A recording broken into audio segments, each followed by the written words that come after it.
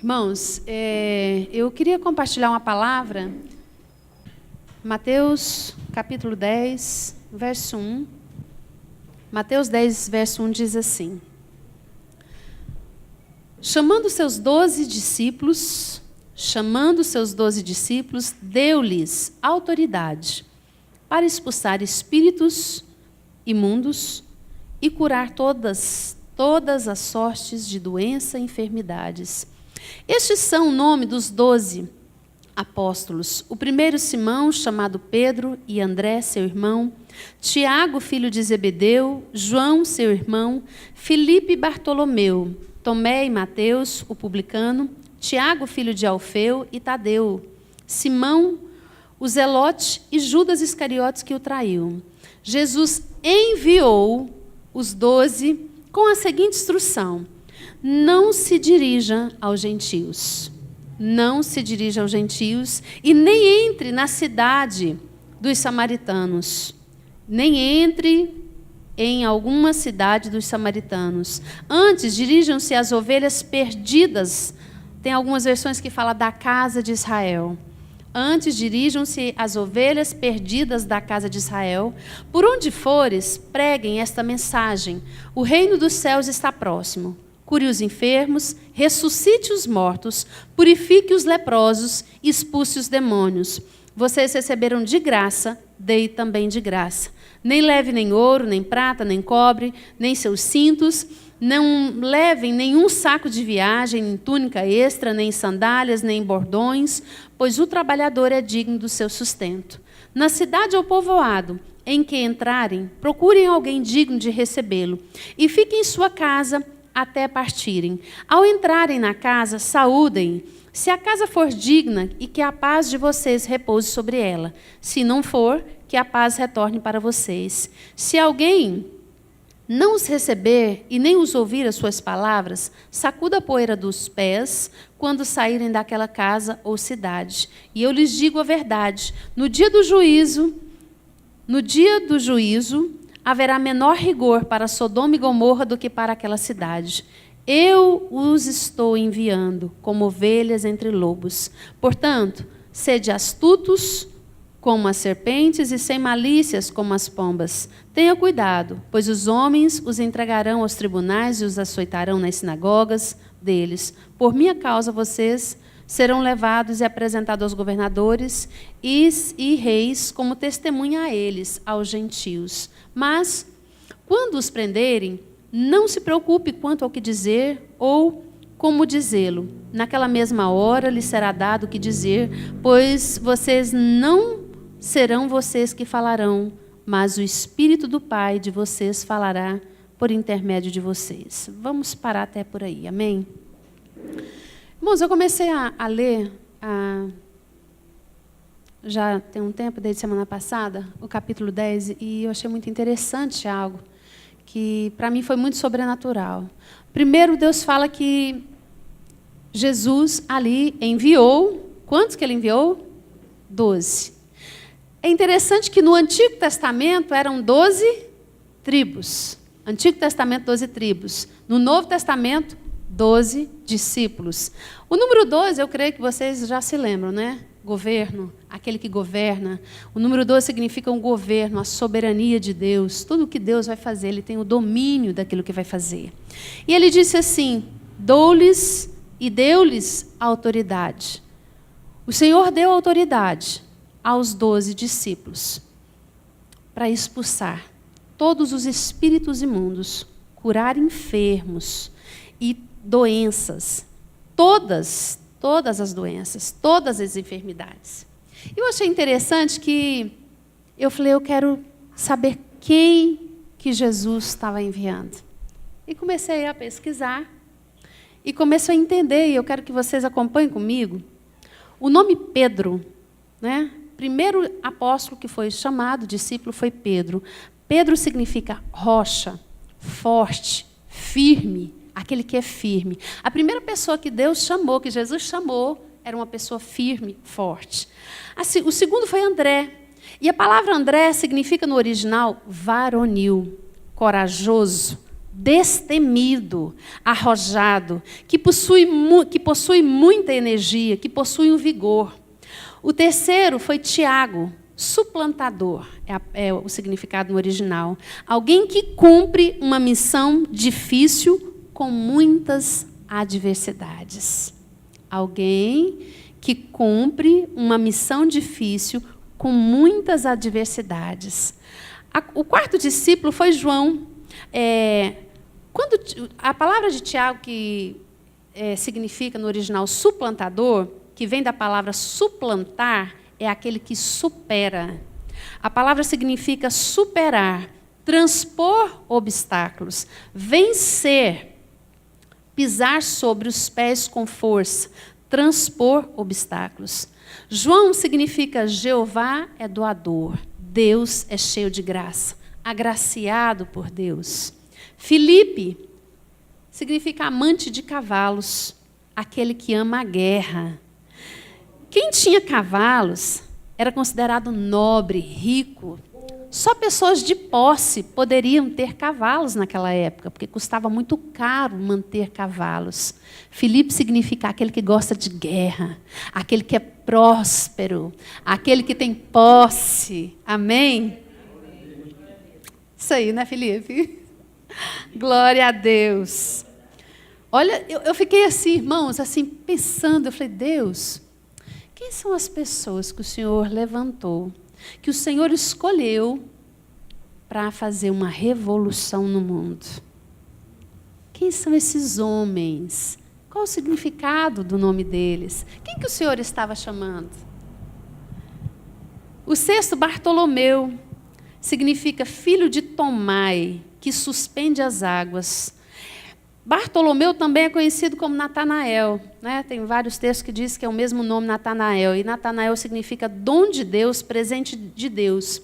A palavra Bartolomeu, que significa filho de Tomai, Tomai é agricultor, aquele que planta. Jesus enviou aquele que planta. O sétimo, Tomé, que significa gêmeos, irmãos que são filhos do mesmo Pai amoroso, que os criou cheios de potência e capacidade. Este nome indica uma estreita relação familiar como principal chave para construir um caráter sólido e nobre dentro da família. Mateus, que é o oitavo discípulo, no original é presente de Deus, dom de Deus, Deus revelando aos hebreus. Tiago, filho de Alfeu, significa que supera obstáculos, transpor obstáculos, o justo. E Tiago, é interessante que sempre ele dá um complemento, né? É Tiago, filho de Alfeu. E Alfeu significa mudança, aquele que muda, aquele que traz mudança. Tadeu, 10º discípulo, o significado é grande coração, corajoso, íntimo de Deus. 11, Simão, Zelote, Simão, pedra. Simão significa obediente, Simão significa também pedra, forte, e Zelote, aquele que é zeloso. E Judas Iscariotes, que significa Deus seja louvado, abençoado, louvor a Deus e exaltação a Deus. Esses foram os homens do Novo Testamento que revolucionaram, que Jesus chamou, que Jesus convocou.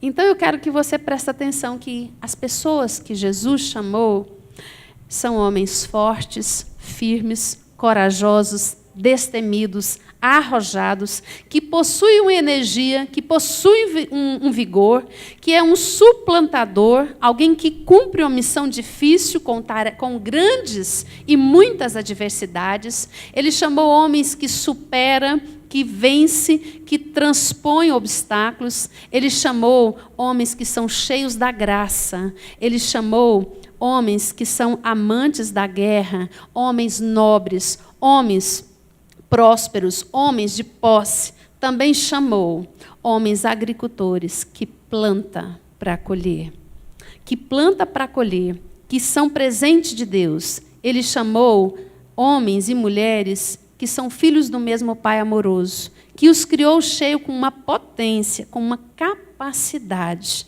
Ele chamou também homens que são dom de Deus, que são amor. Chamou aquele que transpõe, aquele que é justo, aquele que faz mudança.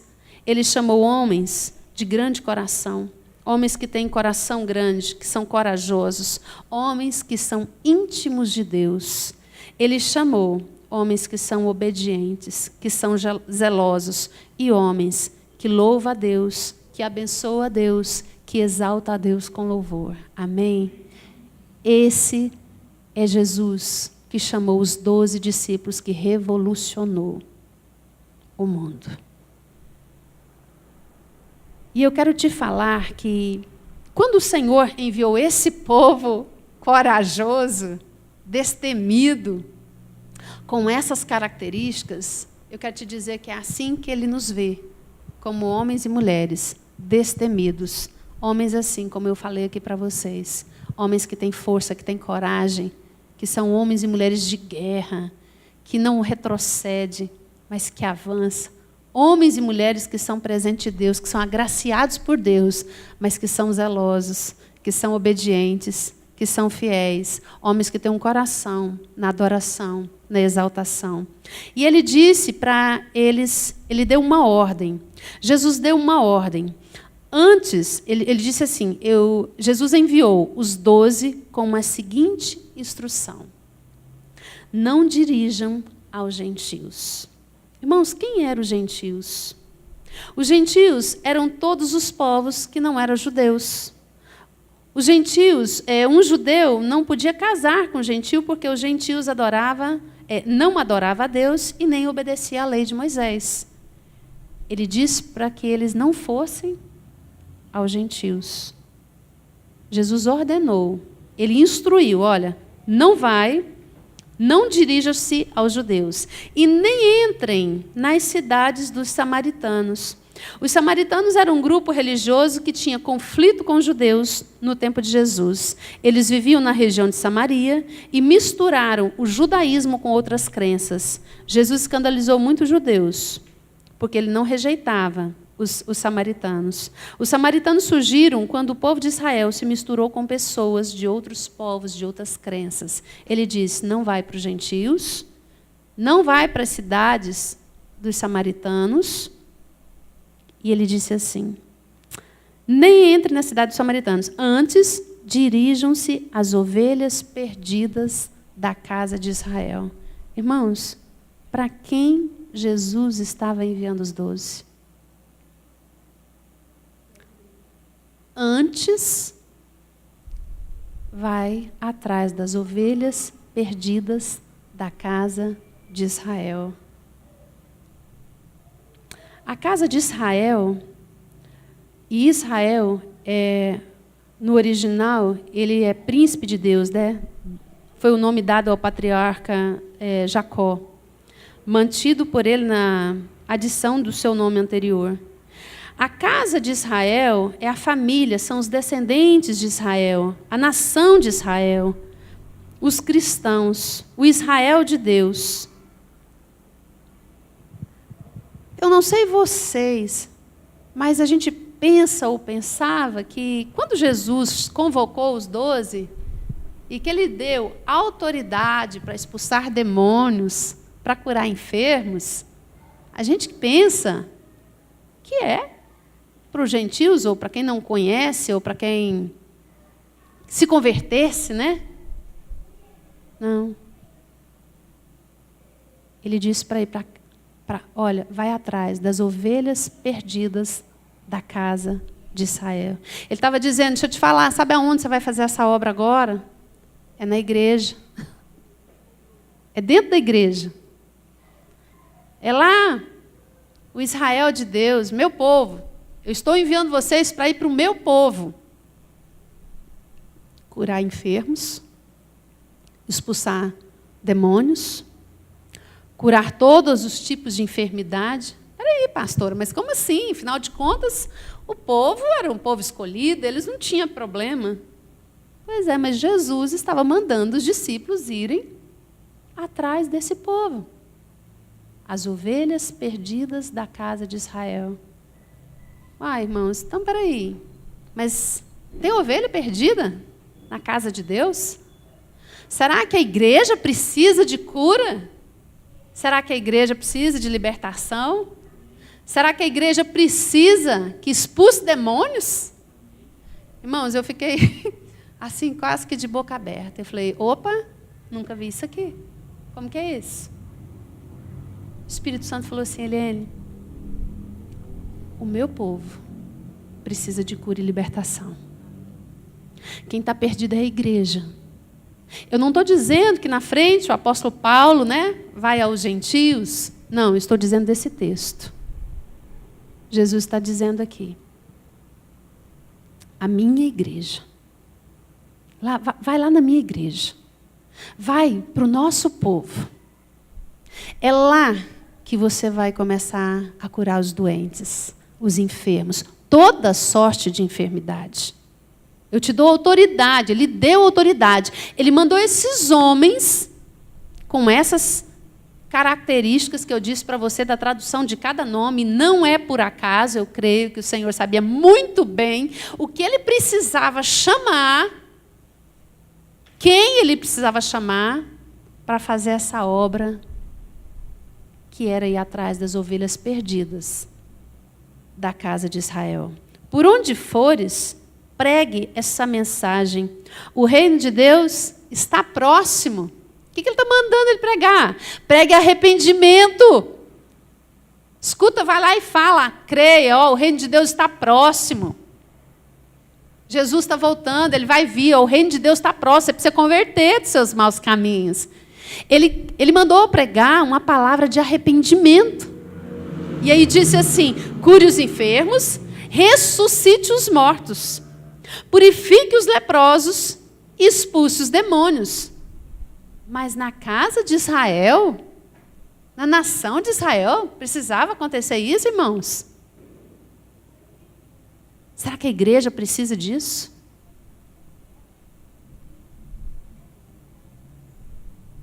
A mensagem de arrependimento, cure os enfermos, ressuscite os mortos. Será que tem alguém morto dentro da igreja que precisa? A palavra curar significa servir, realizar um serviço, sarar feridas, restaurar tanto a saúde física quanto a alma. Curar, sarar, restaurar a saúde. Enfermos, sabe aquele que é fraco, aquele que está débil, que está sem força, sem energia, está carente de recursos, são indigentes, pobres, estão debilitados, estão doentes. E é interessante que no original, quando fala ressuscitar os mortos, significa ressuscita, vai lá e desperta. Desperta eles. Faz levantar, desperta do sono, acorda, desperta do sono da morte. Chama de volta da morte para a vida. Faz levantar e assentar. Produza. Faz com que eles apareçam, traga diante do público, levante-se, ergam-se, faz nascer de novo, levantar, construa algo neles, desperta eles. Isso significa ressuscitar. Então Jesus está mandando 12 homens capacitados, qualificados, com todos esses adjetivos que eu disse para vocês, para ir às ovelhas perdidas da casa de Israel. E ele disse, ressuscita os mortos. Tanto o morto que está morto, como aquele que está dormindo, como aquele que está... Escuta, vai lá e ativa ele. Acorda ele. Desperta ele. E ele disse assim, purifica, vai lá purificar, né? Tem uma versão que fala purificar. Cure os enfermos, ressuscite os mortos, purifica, torna limpo a mancha física ou sujeira, torne limpo, limpa ele da lepra, limpa ele da cura, remove para uma limpeza, num sentido moral, livrar-se da contaminação do pecado e da culpa. O que é isso, irmãos? Purificar. Curar? Purificar, põe para fora. Isso quer dizer, irmãos, que há muito pecado debaixo dos tapetes. Há muito pecado dentro da igreja. Há muito pecado que nós escondemos. Sutil.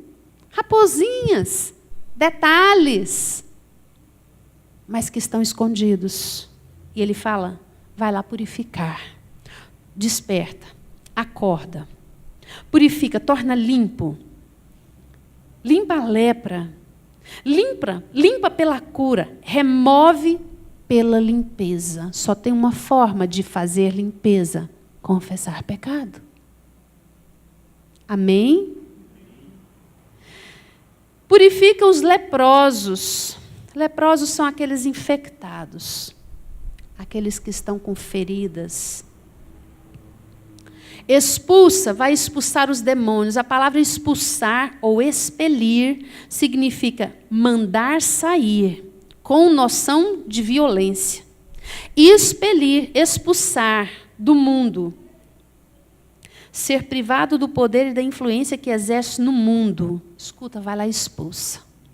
Tudo que é do mundo, para fora. Foi isso que ele mandou os 2 discípulos fazer. Expulsa demônios, espíritos, ser inferior a Deus, superior a homens, espíritos maus, mensageiros e ministros do mal, potestades demoníacos. E ele disse assim, curem, né? Expulsem.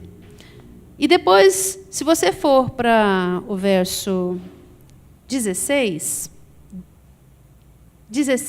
eu estou os enviando como ovelhas entre lobos. Eu estou enviando como ovelhas entre lobos. O lobo significa homens cruéis, homens gananciosos, homens vorazes, homens que são mau. Eu estou mandando vocês como ovelhas para o meio de lobos.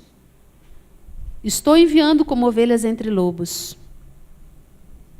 E você pergunta, meu Deus, mas como assim o Senhor, Jesus, estava me mandando para fazer toda essa missão dentro da nação para encontrar com esses homens? Ele está falando da igreja.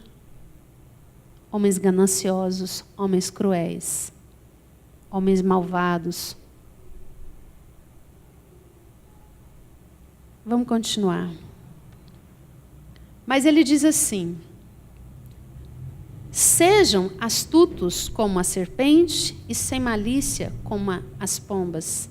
Ele está dizendo, sem malícia, sejam prudentes, sejam inteligentes, sábios, atentos aos seus próprios interesses. Escuta, seja inteligente, tenha discernimento. Eu estou te mandando para esse lugar, mas presta atenção, acorda. Não vai lá dar um monte de sonsinho, não. Seja, sabe, sem malícia, seja prudente. Tenha prudência, tenha uma inteligência, seja sábio, atento. Tem um outro significado original, que a palavra prudente significa ter entendimento, sentir, pensar. Ser moderado. Não permitir que a opinião que se tem de si mesmo exceda os limites da modéstia. Escuta, seja prudente aí. Cuidado. Sede prudentes, né? Astutos como as serpentes. Serpentes são cobras, serpente significa, né? Emblemas da astúcia e a sabedoria da serpente que enganou Eva. Sejam simples ou sem malícia, não misturado, puro de mente, sem um misto de maldade. Livre-se da malícia. Inocente, seja simples. Seja simples. O Senhor nos mandou, Jesus nos mandou para esse lugar. Sejam astutos como as serpentes e simples como as pombas. Tenham cuidado, porque eles os entregarão e açoitarão nas sinagogas. Quem matou Jesus, irmãos? A igreja, os religiosos. Para quem Jesus estava enviando os 12 discípulos, esses homens nobres? Para a igreja. Para fazer o quê? Uma limpeza. Vai lá e limpa, ativa a fé, limpa, cura, liberta. Escuta, vai lá e resolve, mas cuidado, porque esses homens são maus. Eles vão fazer de tudo para enganar vocês. Estou te mandando. E é interessante que ele não falou assim, pode ser que você encontre lá um lobinho. Não, ele está te falando a verdade. Você vai encontrar. E eles são como lobos. Ele não está sugerindo, quem sabe pode ser. Ele está afirmando que você vai encontrar com esse povo. E ele diz assim, tenha cuidado, pois os entregarão aos tribunais e os açoitarão. E por minha causa, vocês serão levados à presença de governadores e reis como testemunha, e eles aos gentios. Mas, quando os prenderem, não se preocupe quanto ao que dizer. Jesus está falando assim, não preocupa com aquilo que vão te julgar.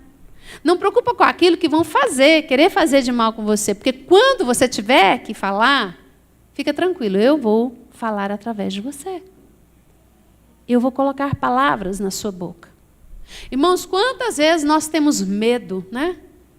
Medo de falar na igreja, medo de dizer que crente tem pecado, medo de dizer que nós temos problema, medo. E aí é mais fácil calar, colocar uma mordaça, esconder tudo debaixo do tapete e vamos viver a vida. Só que aí nós temos uma vida o quê? De fracasso, de miséria, de pobreza, de um jugo de escravidão. E nós achamos que estamos lindos da fita, afinal nós somos da igreja tal, da outra igreja tal, um povo renomado. O que é isso? Não existe isso. Mas por baixo do tapete está ali uma consequência de acúmulos de pecado não confessado. E aí, como Jesus mesmo disse para os discípulos, purifiquem, limpe, faça uma limpeza. E a gente pensa, não, mas isso aqui é para o gentio, é para aquele que não conhece a palavra de Deus. Não, irmão, aquele que não conhece a palavra de Deus, não conhece. Ele está dizendo, é para nós, igreja do Senhor. Para as ovelhas perdidas da casa de meu pai. Mas eu não estou perdida. Será? Será? Ressuscite mortos. Mas na igreja tem morto? Está assim. Costumo falar que o vale de ossos secos está dentro da igreja. Morto de quê? Não, morto, se morreu mesmo fisicamente, vai lá e ressuscita. Mas tem um morto espiritual. Tem aquele que você precisa ir lá acordar ele, levantar ele, despertar ele de um sono. Tem aquele que está paralisado, que não consegue fazer nada, não age, não faz nada. Eu vou na igreja, bate o ponto, no domingo, na quarta, e está tudo bem, eu não preciso de mais nada. Está dizendo, vai lá e acorda esse, desperta esse. Desperta, igreja. E eu falei, Deus, mas espera aí, o Senhor não mandou ele, não foi para fazer uma revolução no mundo? Não, tem que começar na igreja. Irmãos, é um tempo que nós estamos vivendo. E eu conversando com algumas outras pastoras. Ou nós, de fato e de verdade, nos colocamos diante do Senhor, para virar-nos do avesso e fazer uma limpeza na nossa vida, e ter uma vida santa, purificada, diante do Senhor. Hoje a gente tem que parar de brincar de ser crente, porque o diabo não está brincando de ser diabo. Nós precisamos acordar como igreja de tomar um posicionamento. Não adianta dar um remedinho para a febre, mas tem uma infecção terrível lá dentro. Não adianta nós tratarmos os sintomas e não ir aonde está a causa do problema. E aí a gente não sabe por que a igreja não rompe. Por que que a igreja não vai? Pastora, eu sou líder do louvor. Pastora, eu sou pastora, eu oro em línguas. Pastora, você não está entendendo, deixa eu te falar. Minha igreja é enorme, minha igreja é grande. E daí? Porque quanto mais alto você tiver, maior vai ser o tombo que o diabo vai te dar. Infelizmente é assim. Se nós não acordarmos para resolver a nossa vida, fazer essa limpeza, sermos curados, expulsar os demônios, acordar. Irmãos, nós estamos brincando de ser crente. Nós estamos pior do que o ímpio. Porque o ímpio está mesmo lá na vida dele, pronto, acabou. Ele não conhece Jesus. Mas nós conhecemos. Eu fiquei chocada, eu falei, não, peraí, eu acho que eu li esse negócio errado, deixa eu ler de novo. Vai atrás das ovelhas perdidas da casa de Israel? Não, mas Israel? O que é isso? Se a gente falar na igreja se tem demônio, o pastor quase desmaia. Pessoas que precisam de cura, o que é isso? Eu fui curado. Não, Jesus já te curou. Ele realmente, ele já fez, ele não vai fazer de novo. Mas eu. Essa limpeza, irmãos, tem que ser constante na nossa vida. Para não dizer que ela tem que ser diária.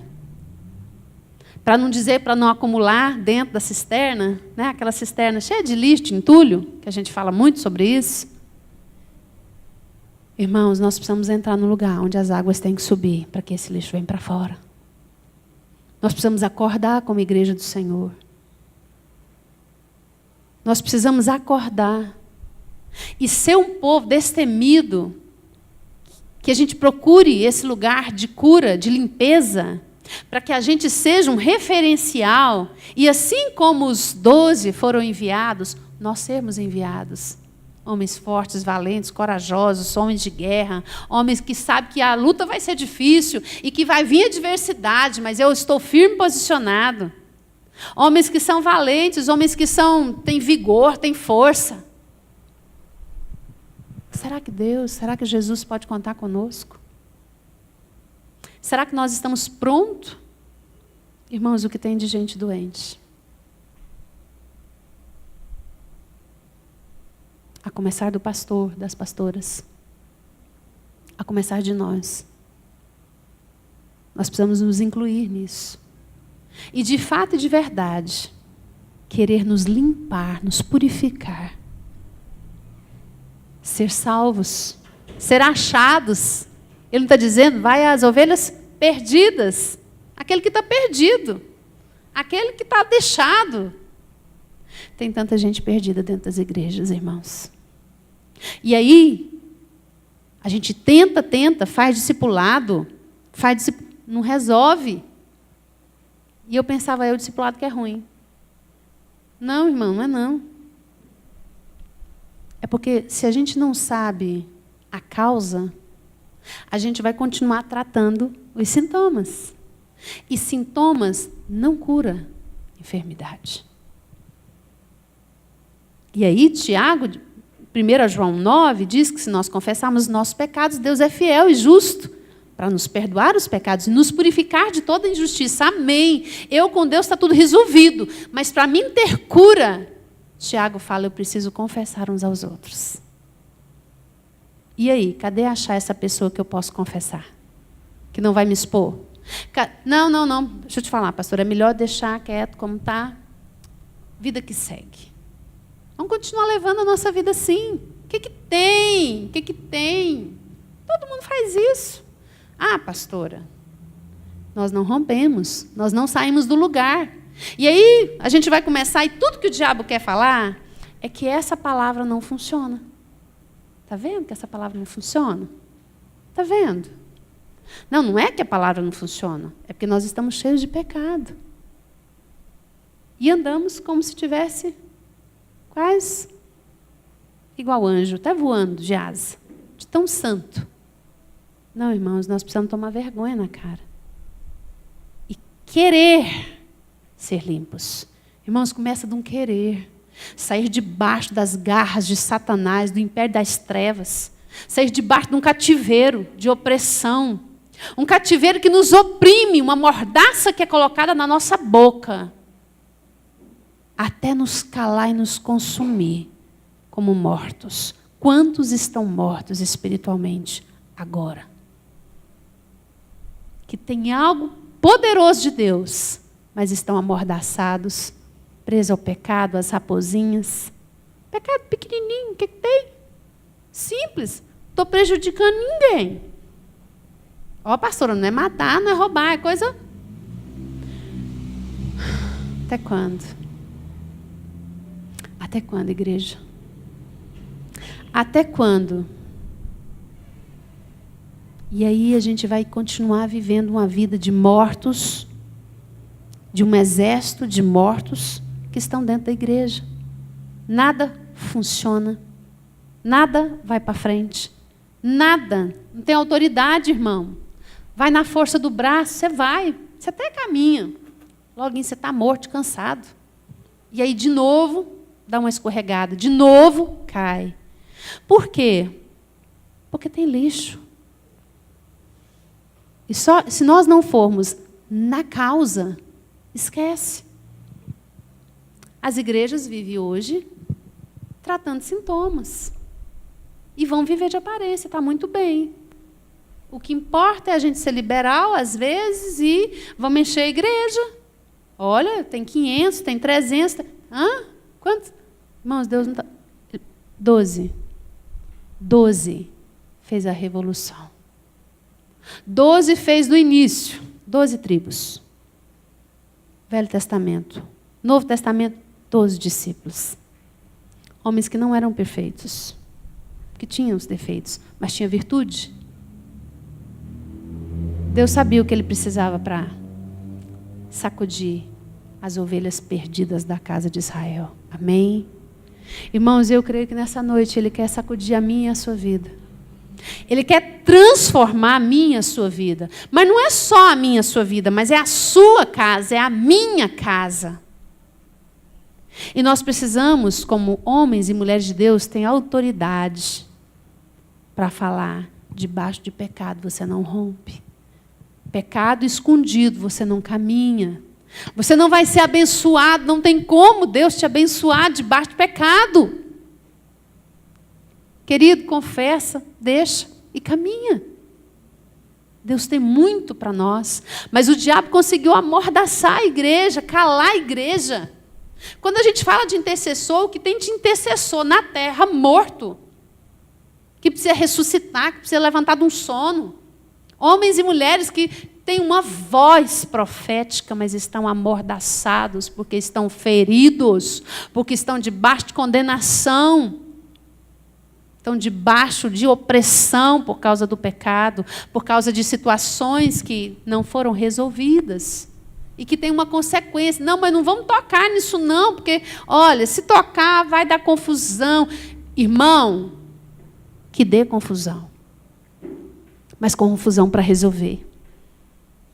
E tem uma verdade que eu queria falar para vocês. Nunca ouvi na história alguém que confessou pecado e que a família foi destruída porque confessou. Nunca ouvi.